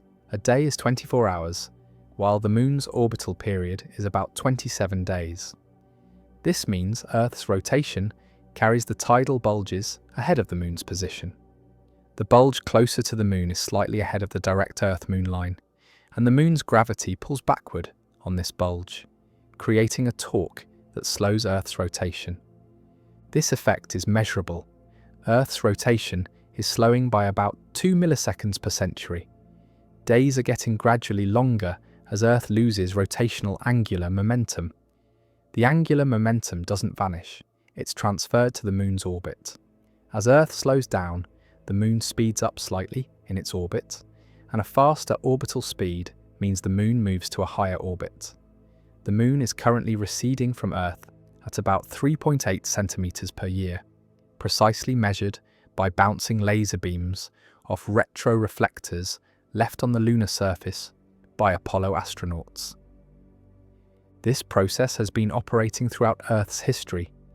Early in Earth's history, when the Moon was much closer, days were much shorter, perhaps only 5 or 6 hours long, and the month was shorter too. Ancient corals and other organisms that leave daily growth rings provide evidence for shorter days in the distant past. Going forward, the process will continue. In the far future, if given enough time, tens of billions of years, Earth's rotation would eventually slow to match the Moon's orbital period. At that point, Earth would be tidally locked to the Moon, just as the Moon is now locked to Earth, with the same face of Earth always facing the Moon. However, this will never happen because the Sun will evolve into a red giant in about 5 billion years, long before Earth could become tidally locked to the Moon. The expanding Sun will engulf the inner solar system, making the question of Earth's rotation academic at best. The tidal locking of the Moon has significant consequences for lunar exploration and observation. The far side of the Moon remained completely unknown until spacecraft flew around it. The Soviet Luna 3 probe in 1959 captured the first images of the far side, revealing a surface surprisingly different from the near side. The far side has many more craters and far fewer of the dark volcanic plains called Maria that dominate the near side's appearance. This asymmetry likely relates to the Moon's tidal locking. The near side experienced more volcanic activity, possibly because Earth's gravity affected the Moon's internal structure and thermal evolution. Communication with spacecraft on the lunar far side requires relay satellites because direct signals cannot reach Earth from there. China's Chang'e 4 mission, which landed on the far side in 2019, used a relay satellite positioned beyond the Moon to maintain communication. Future lunar bases on the far side would face this same communication challenge, requiring either relay satellites or cables running over the lunar surface to the near side. Tidal locking affects more than just moons. Many exoplanets discovered orbiting close to their stars are likely tidally locked, with one hemisphere permanently facing the star in daylight, while the other remains in eternal darkness. These planets, particularly those orbiting red dwarf stars, where the habitable zone is very close to the star, would have extreme temperature contrasts between their day and night sides. Understanding how atmospheres redistribute heat on tidally locked planets is crucial for assessing their potential habitability. The fact that one side of the Moon always faces Earth is not a lucky accident, but the inevitable result of physical forces operating over immense timescales. Every moon close enough to its planet will eventually lock, synchronizing its rotation to its orbit. The Moon reached this state billions of years ago, and it will remain locked for the remaining lifetime of the Earth-Moon system. The same face that witnessed Earth's formation, the rise of life, the age of dinosaurs, and the emergence of humanity will continue watching Earth for billions of years to come, held in place not by chance but by the patient, inexorable work of tidal forces that have shaped orbital dynamics since the solar system formed, creating the familiar face we see in the night sky every month, unchanging and eternal from our human perspective, yet itself the product of changes stretching across geological deep time. Why some asteroids are made of metal? Most asteroids are dark, rocky bodies composed of silicate minerals similar to the rocks found on Earth's surface. But among the hundreds of thousands of asteroids orbiting in the main belt between Mars and Jupiter, a small population stands out as fundamentally different. These are the metallic asteroids, composed primarily of iron and nickel rather than rock. They gleam brightly in reflected sunlight, their surfaces shining with the luster of exposed metal. The most famous of these is Psyche, a massive asteroid about 226 kilometers in diameter that appears to be almost entirely metallic. Understanding why some asteroids are made of metal means understanding the violent history of the early solar system and the process by which planets form their layered structures of core, mantle, and crust. The story of metallic asteroids begins with planetary differentiation, the process by which a planetary body separates into layers based on density. When a planet or large asteroid forms, it starts as a mixture of materials, rock-forming elements like silicon, oxygen, magnesium, and calcium mixed with metallic elements like iron and nickel. If the body grows large enough and contains enough radioactive elements, it heats up from the decay of radioactive isotopes and from the energy of continued impacts as it accretes more material. When the temperature rises above the melting point of iron, about 1538 degrees Celsius, something dramatic happens. The iron, being denser than the surrounding silicate rock, begins to sink toward the center of the body. This process, called the iron catastrophe, releases enormous amounts of gravitational potential energy as the dense metal falls inward, further heating the body. The result is a differentiated structure with a dense iron-nickel core at the center, surrounded by a rocky mantle of lighter silicate minerals, and potentially a thin crust at the surface. This is the same basic structure that Earth possesses, an iron-nickel core containing about 32% of Earth's mass, surrounded by a silicate mantle and crust. Planetary differentiation occurred in the early solar system in bodies large enough to melt their interiors. Earth differentiated, Mars differentiated, Venus almost certainly differentiated. Even some large asteroids, like Vesta, which has a diameter of about 525 kilometers, underwent differentiation. Vesta has a basaltic crust formed from volcanic activity, indicating that it once had a molten interior with a metallic core. The asteroid Ceres, the largest object in the asteroid belt, at about 940 kilometers in diameter, shows evidence of differentiation as well. Once a body has differentiated into core, mantle, and crust, it becomes vulnerable to catastrophic disruption. The early solar system was a chaotic place, filled with planetesimals, asteroid-sized objects, colliding frequently as they orbited the young sun. Computer simulations of this period show that collisions were not just common, but inevitable. Some collisions led to accretion, with two bodies merging to form a larger one, but others were catastrophically disruptive, shattering one or both bodies into fragments. When a differentiated planetesimal is shattered by a sufficiently energetic collision, the fragments don't all have the same composition. Pieces from the core are metallic, pieces from the mantle are rocky, pieces from the crust might be volcanic basalts if the body had volcanism. These fragments become separate asteroids, each one representing a sample of a specific layer from the parent body. This is why we find three distinct types of asteroids in the main belt. C-type asteroids, which are carbonaceous and primitive, never having melted. S-type asteroids, which are stony and represent crustal and mantle material. And M-type asteroids, which are metallic and represent exposed cores. The M-type designation comes from their metallic composition, though determining composition from Earth requires spectroscopic analysis and radar observations. M-type asteroids are typically much more reflective than rocky asteroids. Their albedo, or reflectivity, ranges from about 10 to 18%, compared to 3 to 7% for dark carbonaceous asteroids. This high reflectivity occurs because metal reflects light efficiently compared to dark silicate minerals.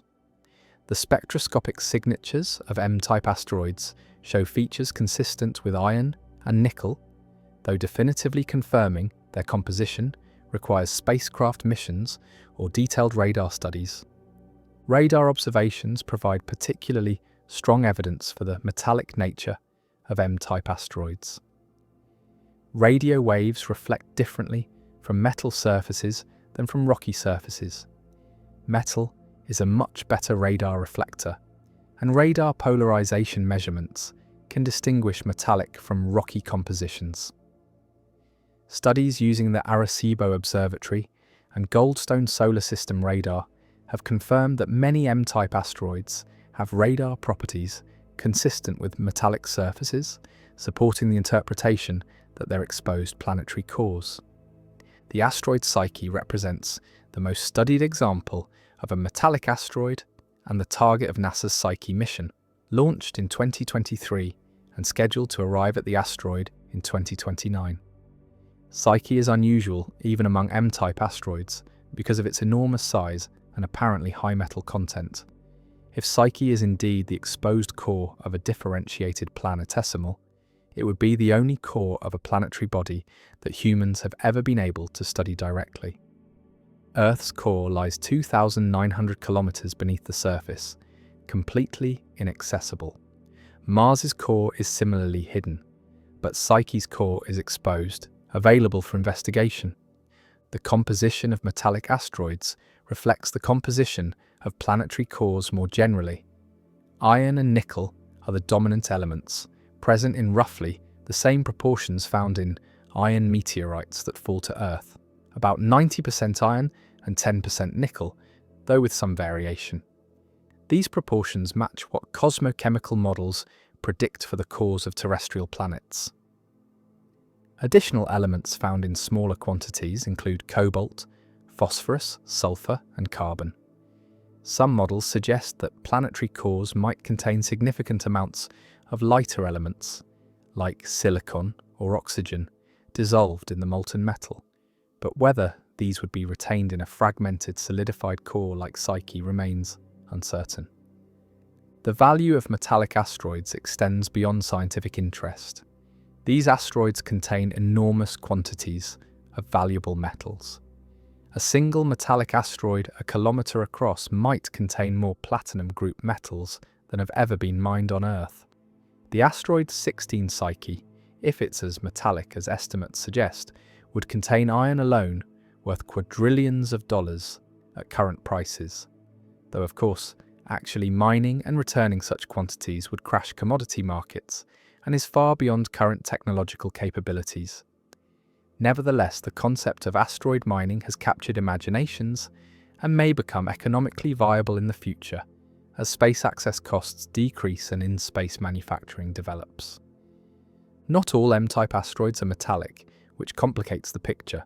Some asteroids classified as M-type, based on their reflectivity and spectroscopic properties, might actually be enstatite chondrites, a rare type of rocky meteorites with high reflectivity, or other unusual rock types that mimic the appearance of metal. This demonstrates the difficulty of determining asteroid composition remotely. Only with spacecraft missions, sample return, or eventually human exploration can we definitively establish what these objects are made of. The formation of metallic asteroids also constrains the timing and locations of planet formation in the early solar system. Differentiation requires heating, which comes primarily from radioactive decay of short-lived isotopes like aluminum-26, which has a half-life of only 717,000 years. For aluminum-26 to provide significant heating, the planetesimal must form within a few million years of the solar system's birth, while aluminum-26 is still abundant. This timing constraint suggests that the parent bodies of metallic asteroids formed quickly within the first few million years of solar system history. The subsequent disruption of these differentiated bodies likely occurred during a period of intense bombardment, possibly associated with dynamical instabilities in the giant planet's orbits.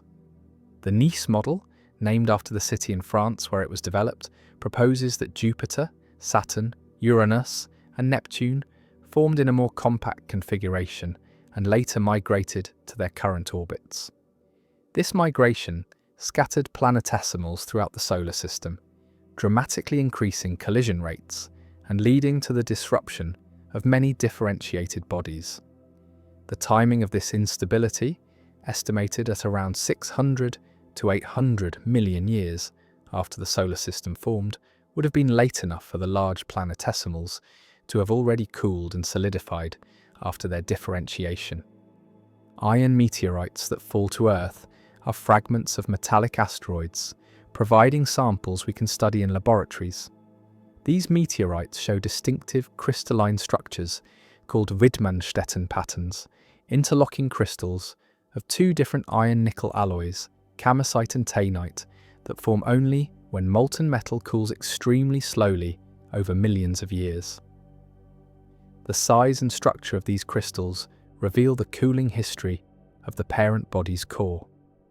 Some iron meteorites cooled at rates of only a few degrees Celsius per million years, consistent with cooling in the interior of a body tens to hundreds of kilometers in diameter, exactly the size of the differentiated planetesimals that became the parent bodies of metallic asteroids. The Widmanstätten patterns become visible when iron meteorites are cut, polished and etched with acid. The two iron-nickel alloys etch at different rates, revealing the crystalline structure. These patterns are beautiful and distinctive, and they can only form under the pressure and temperature conditions found deep within planetary cores, providing strong evidence that iron meteorites, and by extension metallic asteroids, genuinely represent fragments of ancient planetary cores. The distribution of metallic asteroids in the asteroid belt provides additional clues about the formation and evolution of the solar system. M-type asteroids are found throughout the main belt, but are somewhat more common in the middle regions. This distribution might reflect where conditions were favourable for forming large, differentiated planetesimals and where subsequent collisions occurred that could disrupt them.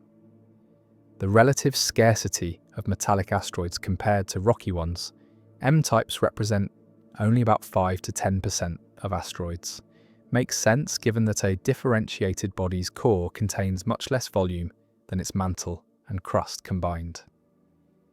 Some metallic asteroids might not be fragments of differentiated bodies at all, but could have formed through different processes. Certain types of impactors, if they struck at very high velocities, could strip away a body's mantle and crust while leaving the core relatively intact.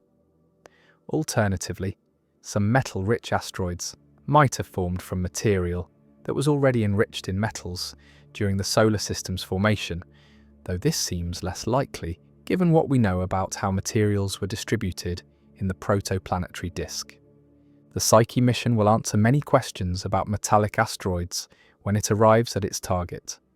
The spacecraft will map Psyche's surface in detail, measure its gravity field to determine how mass is distributed internally, study its magnetic properties to search for evidence of an ancient magnetic field that might have existed when the core was still molten, and analyze its composition using spectrometers and cameras. These measurements will reveal whether Psyche is indeed a nearly pure metallic core, as many scientists suspect, or whether It has a more complex structure, with rock mixed in or covering parts of the surface. Understanding metallic asteroids means understanding planetary cores, the process of differentiation, the violence of the early solar system, and the building blocks from which planets formed. Every metallic asteroid is a window into planetary interiors, exposing material that would otherwise remain forever hidden beneath thousands of kilometers of rock. These fragments of ancient cores, forged in the heat of differentiation and revealed by catastrophic collisions, represent some of the oldest processed materials in the solar system. Samples of the massive bodies that either grew into planets or were destroyed in the chaos of planetary formation, leaving behind their metallic hearts orbiting the Sun as testament to the violent processes that shaped our cosmic neighborhood billions of years ago. Why stars explode when they die? For millions or billions of years, a star exists in a state of perfect balance. Gravity pulls inward, trying to compress the star, while the heat and pressure from nuclear fusion in the core push outward, resisting that compression. This equilibrium, this careful balance between opposing forces, allows stars to shine steadily for incomprehensible stretches of time. But eventually, inevitably, the fuel runs out. For some stars, death comes quietly, a gentle fading as they shed their outer layers and cool into obscurity. But for the most massive stars, death is anything but peaceful. When these giants exhaust their nuclear fuel, they don't fade. They explode with such violence that a single dying star can briefly outshine an entire galaxy of hundreds of billions of stars. The path to a supernova explosion begins with the structure of massive stars and how they generate energy. Stars like our Sun fuse hydrogen into helium in their cores, a process that releases energy and provides the outward pressure needed to support the star against its own gravity. But massive stars, those with at least 8 times the Sun's mass, don't stop at hydrogen fusion. When the hydrogen in the core is exhausted, the core contracts and heats up until it reaches temperatures high enough to fuse helium into carbon and oxygen. This is just the beginning. For massive stars, nuclear fusion proceeds through multiple stages, each burning a different fuel. After helium burning comes carbon burning, then neon burning, then oxygen burning, and finally silicon burning.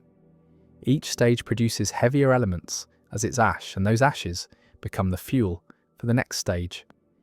Each stage also burns faster than the previous one, because it occurs at higher temperatures and releases less energy per fusion reaction. A massive star might spend millions of years fusing hydrogen, hundreds of thousands of years fusing helium, but only days fusing silicon. The star develops a layered structure, like an onion, with each shell fusing a different element. The outermost layers still contain mostly hydrogen. Deeper in, a shell fuses helium. Deeper still, shells fuse carbon, neon, oxygen, and silicon in succession. At the very center lies an iron core, about 1.5 times the mass of the Sun, but compressed into a sphere roughly the size of Earth. This iron core is the end of the line. Iron occupies a special place in nuclear physics. Elements lighter than iron release energy when fused together. This is what powers stars. Elements heavier than iron release energy when split apart through fission, but iron sits at the peak of the binding energy curve.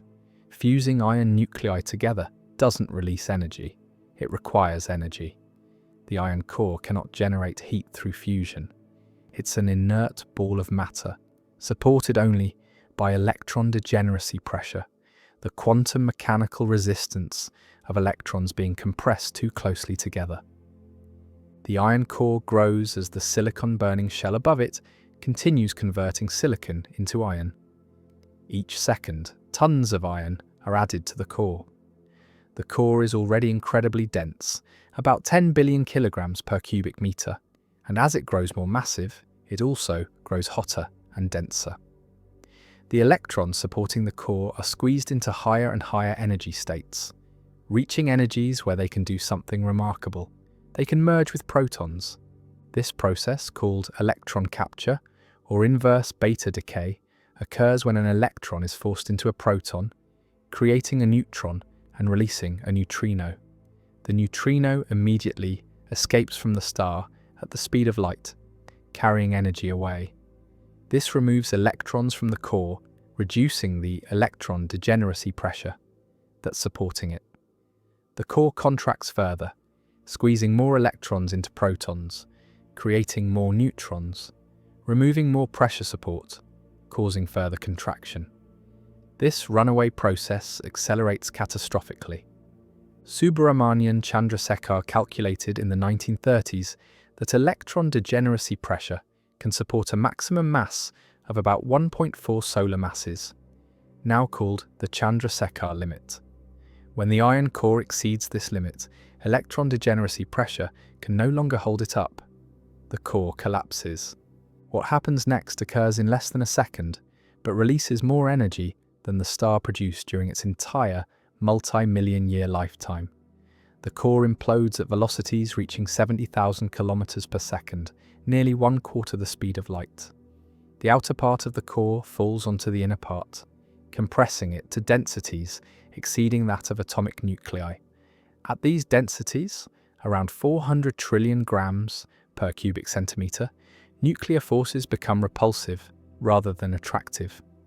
The collapse halts suddenly, like a ball hitting a concrete floor. The abrupt halt of the inner core creates a shock wave that propagates outward through the infalling material. This bounce shock wave contains enough energy to blow apart the entire star, but calculations show that it stalls within milliseconds, unable to push through the still infalling outer layers. For decades, this posed a major theoretical problem. How do stars actually explode if the bounce shock stalls? The answer lies in neutrinos. During the collapse, protons and electrons combine to form neutrons, releasing vast numbers of neutrinos. The newborn neutron star at the core, incredibly hot, temperatures exceeding 100 billion degrees, produces additional neutrinos through various processes. In normal circumstances, neutrinos barely interact with matter. Trillions pass through your body every second from the sun without causing any effect. But the matter in a collapsing stellar core is so dense that even neutrinos can't escape immediately. They diffuse outward over several seconds, and during this time, a tiny fraction, less than 1% of them, interact with the infalling material. This sounds negligible, but the total neutrino energy is staggering, about 10 to the 53 ergs, roughly 100 times the energy the sun will radiate during its entire 10 billion year lifetime, released in just 10 seconds. Even if only 1% of this energy couples to the stellar material, it's more than enough to revive the stalled shockwave and drive the explosion. The outer layers of the star are blasted into space at speeds of 30,000 kilometers per second or more. This core collapse supernova, designated Type 2 if hydrogen is present in the spectrum, or Type 1b or IC if the star lost its hydrogen envelope before exploding, is the fate of all massive stars. The explosion is so energetic that it creates elements heavier than iron through rapid neutron capture. During the few seconds of the explosion, neutrons are so abundant that nuclei can capture many neutrons in quick succession, building up elements like gold, platinum, and uranium that cannot be created through normal stellar fusion. Every atom of gold in existence was created in supernova explosions or in the mergers of neutron stars. The only direct detection of supernova neutrinos occurred on February 23, 1987, when neutrino detectors on Earth registered a burst of neutrinos from supernova 1987A in the Large Magellanic Cloud, a satellite galaxy of the Milky Way. The neutrinos arrived about 3 hours before the light became visible, exactly as predicted. The neutrinos escaped during the core collapse, while the light had to wait for the shockwave to reach the star's surface. This detection confirmed the core collapse mechanism and marked the beginning of neutrino astronomy. There's another type of supernova with a completely different mechanism, the Type 1a supernova. These occur in binary star systems, where a white dwarf, the dense remnant of a sun-like star, accretes matter from a companion star. As the white dwarf gains mass, it approaches the Chandrasekhar limit. When it crosses this threshold, carbon fusion ignites throughout the entire white dwarf, almost simultaneously, not gradually, from the center outward. The fusion releases so much energy that the white dwarf is completely disrupted. There's no neutron star remnants left behind. The entire star is blown apart. Type Ia supernovae are remarkably uniform in their energy output because they always occur at approximately the same mass, the Chandrasekhar limit. This uniformity makes them valuable as standard candles for measuring cosmic distances. Observations of distant type Ia supernova by Saul Perlmutter, Brian Schmidt, Adam Ress, and their teams in the 1990s revealed that the universe's expansion is accelerating, leading to the discovery of dark energy and earning the observers the 2011 Nobel Prize in Physics. The energy released in a supernova is distributed across different forms. About 99% goes into neutrinos, which escape into space carrying information about the core collapse. About 1% goes into kinetic energy of the ejected material, the blast wave that expands into space. Only about 0.01% goes into light, but this is still enough to make the supernova visible across billions of light years. For a few weeks, a single supernova can outshine its entire host galaxy. The remnant left behind after a core collapse supernova depends on the core's final mass. If the core is between about 1.4 and 3 solar masses, electron degeneracy pressure fails, but neutron degeneracy pressure succeeds in halting the collapse, creating a neutron star. If the core exceeds roughly 3 solar masses, even neutron degeneracy pressure cannot stop the collapse, and the core continues collapsing into a black hole. The exact threshold remains uncertain because it depends on the equation of state of nuclear matter at extreme densities, which is not precisely known. Supernova explosions enrich the interstellar medium with heavy elements. The carbon, oxygen, silicon, and iron in the ejected material mix into interstellar gas clouds, raising their metallicity, the abundance of elements heavier than hydrogen and helium. These enriched clouds eventually collapse to form new generations of stars and planets. The Sun and Earth formed from material enriched by previous supernova. Every element heavier than lithium in your body was created in a star and dispersed by a supernova or stellar wind. The shockwave from a supernova can trigger new star formation by compressing nearby molecular clouds. The expanding remnant, a shell of hot gas and energetic particles, can remain visible for thousands of years. The Crab Nebula, visible in the constellation Taurus, is the remnant of a supernova that occurred in 1054 AD and was recorded by Chinese astronomers. At its center sits a rapidly spinning neutron star, a pulsar rotating 30 times per second, powered by the rotational energy it inherited from the collapsed core. Supernova rates in galaxies depend on the star formation rate and the mass distribution of stars being formed. The Milky Way experiences roughly 2 to 3 supernovae per century on average, though we haven't witnessed a nearby visible supernova since Kepler's supernova in 1604. Most occur hidden behind dust in the galactic plane, their light obscured but their effects, shockwaves, cosmic rays, heavy element enrichment, rippling through the galaxy. The most massive stars can experience even more exotic deaths. Stars exceeding roughly 130 solar masses might become pair instability supernovae, where gamma rays in the core become so energetic that they spontaneously convert into electron-positron pairs. This removes pressure support, causing catastrophic collapse and an explosion so violent that the entire star is destroyed. No remnant of any kind survives. Stars more massive still might collapse directly into black holes without exploding at all, with all their mass disappearing behind an event horizon in silence. Understanding why stars explode when they die connects nuclear physics, quantum mechanics, general relativity, and hydrodynamics. It explains the origin of elements, the formation of neutron stars and black holes, the enrichment of galaxies with heavy elements, and the triggering of new star formation.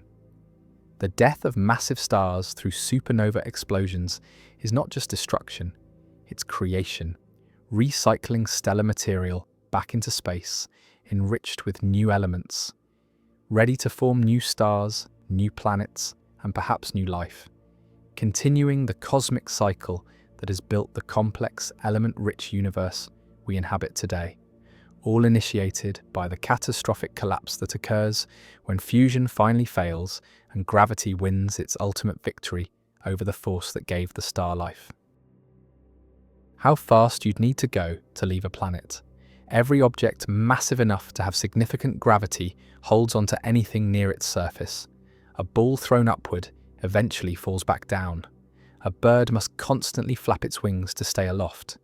Even the fastest jet aircraft cannot fly into space. Eventually it runs out of altitude and must descend. To truly leave a planet, to escape its gravitational grip entirely and coast into space without using any more fuel, you must reach a specific speed called escape velocity.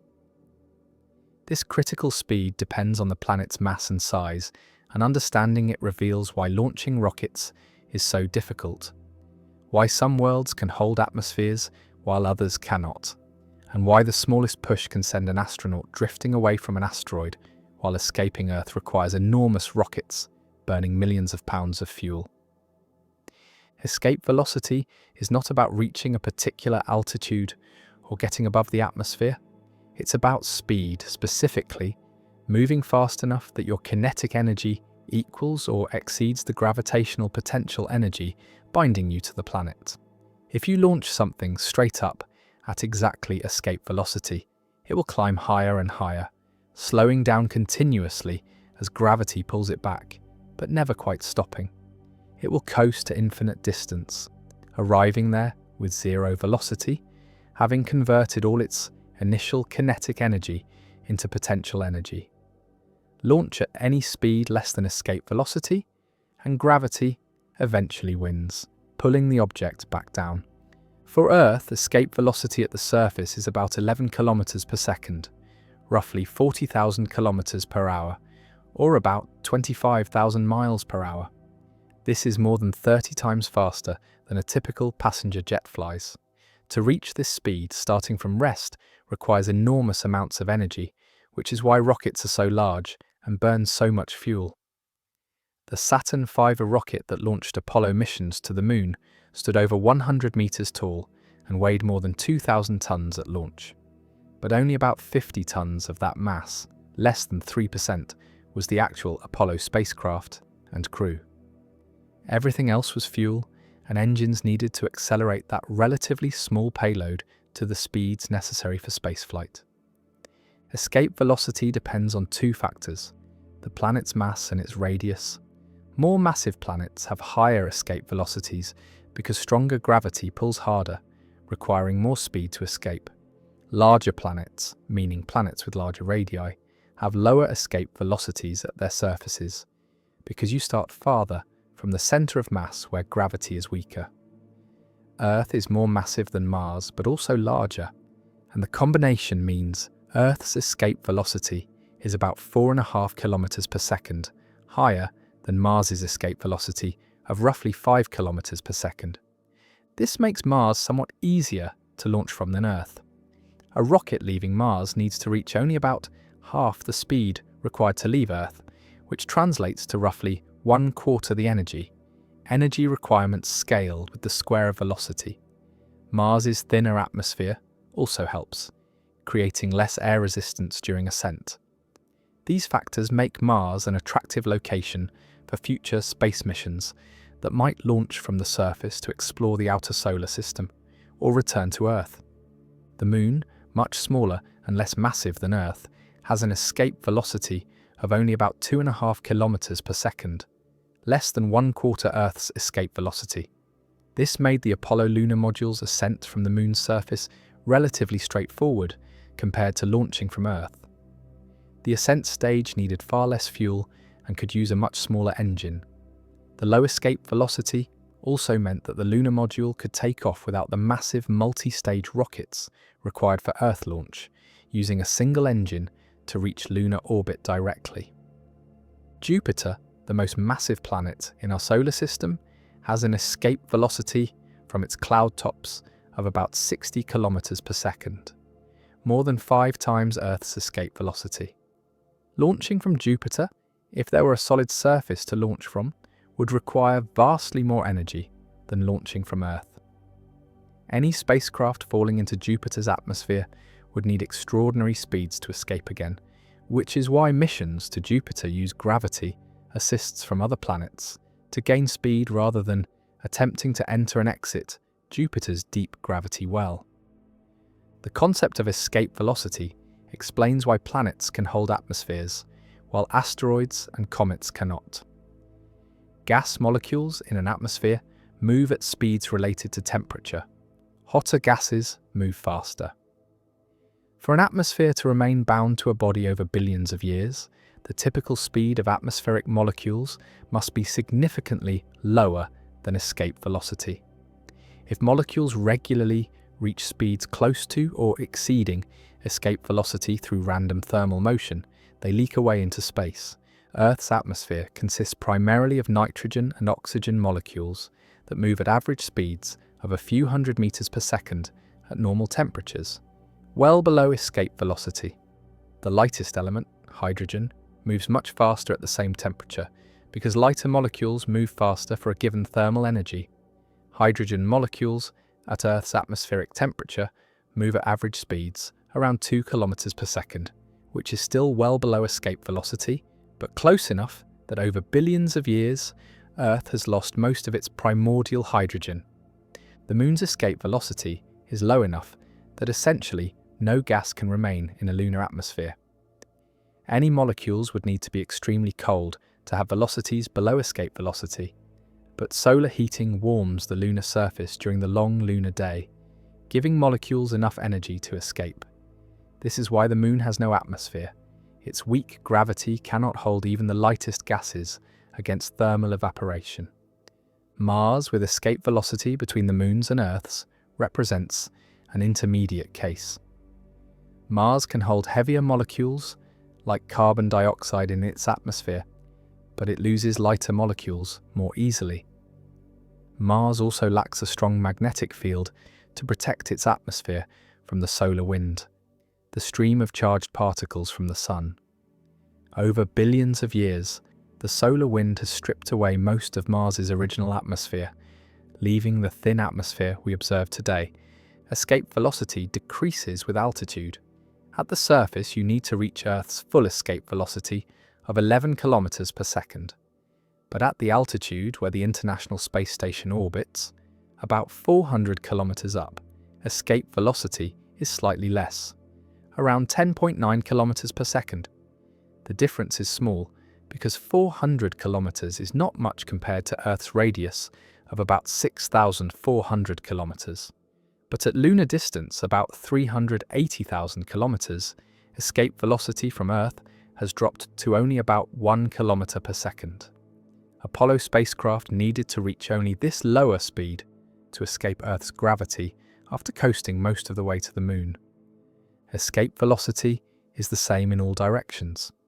You could launch straight, up, horizontally, or at any angle, and you'd need the same speed to escape. The direction doesn't matter for escape, only the speed. However, in practice, rockets don't launch straight up. They curve their trajectory to gain horizontal velocity as well as altitude, because horizontal velocity is what's needed for orbit. Reaching escape velocity while moving horizontally means you escape while also having momentum that carries you away from the planet, rather than climbing straight up until you barely escape with zero velocity. Black holes represent the extreme case of escape velocity. At the event horizon, the boundary of a black hole, Escape velocity equals the speed of light. Nothing can move faster than light, so nothing can escape from within the event horizon. This is what makes a black hole black. Not even light can escape once it crosses this boundary. For a black hole with a few times the sun's mass, the event horizon has a radius of only about 10 kilometers. The extreme compression of mass into such a small radius creates escape velocities that reach and exceed the cosmic speed limit. Interestingly, you don't have to reach escape velocity to get into space. Rockets reaching orbit around Earth need to achieve only about 8 kilometers per second at orbital altitude, less than escape velocity. Orbital velocity is the speed at which your sideways motion exactly balances gravitational pull, so you continuously fall around the planet rather than falling back to it. This is easier to achieve than escape velocity, which is why orbital missions are more common than interplanetary missions. The Space Shuttle, for example, accelerated to about 8 kilometers per second to reach low Earth orbit, then used additional fuel to accelerate to higher speeds only when needed for missions to higher orbits or to the International Space Station. Missions leaving Earth orbit for the Moon, Mars, or other destinations required additional speed beyond orbital velocity to reach escape velocity and break free of Earth's gravity. Understanding escape velocity also explains how gravity assists work. When a spacecraft flies past a planet on a carefully calculated trajectory, it can gain speed by essentially stealing a tiny amount of the planet's orbital momentum. From the spacecraft's perspective, it falls toward the planet, swings around it, and flies away. If the trajectory is chosen correctly, the spacecraft leaves moving faster relative to the Sun than it arrived, having been accelerated by the planet's gravity without burning any fuel. The Voyager spacecraft used multiple gravity assists from Jupiter and Saturn to reach speeds high enough to eventually escape the solar system entirely, crossing into interstellar space decades after launch. Calculating how fast you'd need to go to leave a planet comes down to a simple formula involving the planet's mass and radius, derived from Newton's law of universal gravitation. The energy required to escape grows with planetary mass and shrinks with planetary radius, creating the variety of escape velocities we observe throughout the solar system. From tiny asteroids where you could literally jump into space if you weren't careful, to massive Jupiter where even the most powerful rockets would struggle to escape, the speed required to leave a world tells us about that world's fundamental properties and shapes everything from how we design spacecraft to which worlds can hold atmospheres, determining the accessibility of each destination in our cosmic neighborhood and beyond.